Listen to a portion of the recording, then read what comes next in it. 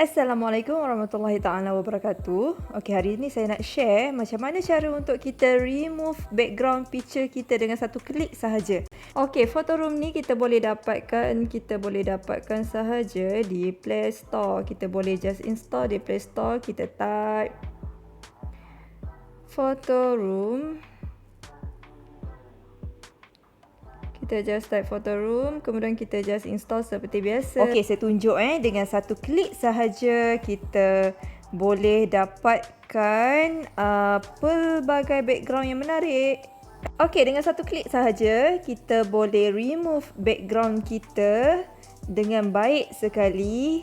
Okey, tak perlulah nak pergi ke aplikasi lain untuk remove dan pergi ke aplikasi lain untuk edit. Dan kita boleh dapatkan gambar yang asli seperti ni. Kemudian kita just save to gallery. Okey, kita just save to gallery. Okey, kemudian kita juga boleh dapatkan terus background yang menarik ni. Contoh profile picture. Ini kita boleh letak dekat Facebook, dekat Insta, dekat YouTube, dekat mana-mana lah. Okey, kemudian kita edit lah sikit dia punya gambar ni. Okey, cara edit dia, kita perlahan kita nak besarkan ke, kemudian kita adjust dia punya tahap kecerahan gambar ini. Okey. Kita boleh edit lah Okey, bagi dia cerah sikit, bagi dia cantik sikit, tak adalah dia suram kan. Kemudian kita boleh dapatkan gambar yang seperti ini. Okey, kita boleh dapat gambar yang macam ini. Okey, dan kita juga boleh edit kat sini. Kita boleh edit teks dia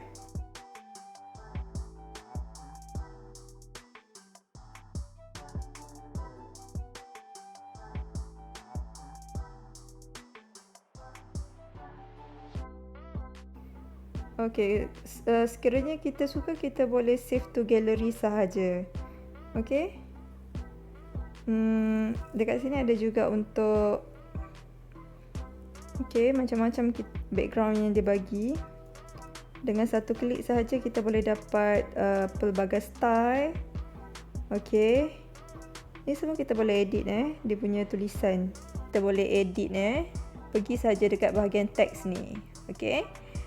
Kemudian kita tengok lagi bawah-bawah. Okey, ni ada yang pro ni berbayar lah.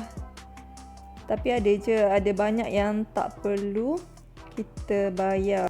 Okey, objek ni dia ada pilihan juga Objek ni kita boleh, kalau kita tak nak objek ni kita buang. Kita boleh buang. Tak pun kita boleh letak dekat mana-mana. Kat sini ya. Kan? Okey. Objek ni kita boleh pilih lah, kita nak remove ke atau kita nak alih-alih kan. Kita pergi lagi ke bawah. Okey, ni untuk thumbnail Okey, dekat sini senang dah terus boleh buat thumbnail untuk YouTube kita.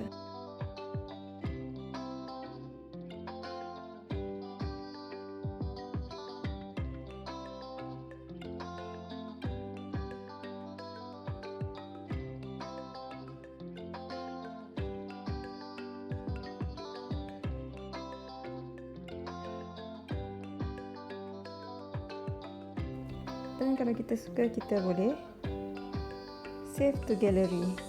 Dan kita pergi ke galeri kita. Kita dapati gambar kita sangat menarik. Okey, ini untuk magazine, ini untuk thumbnail. Okey, sampai di sini sahaja tutorial saya kali ini. Semoga ianya bermanfaat untuk semua. Assalamualaikum warahmatullahi taala wabarakatuh.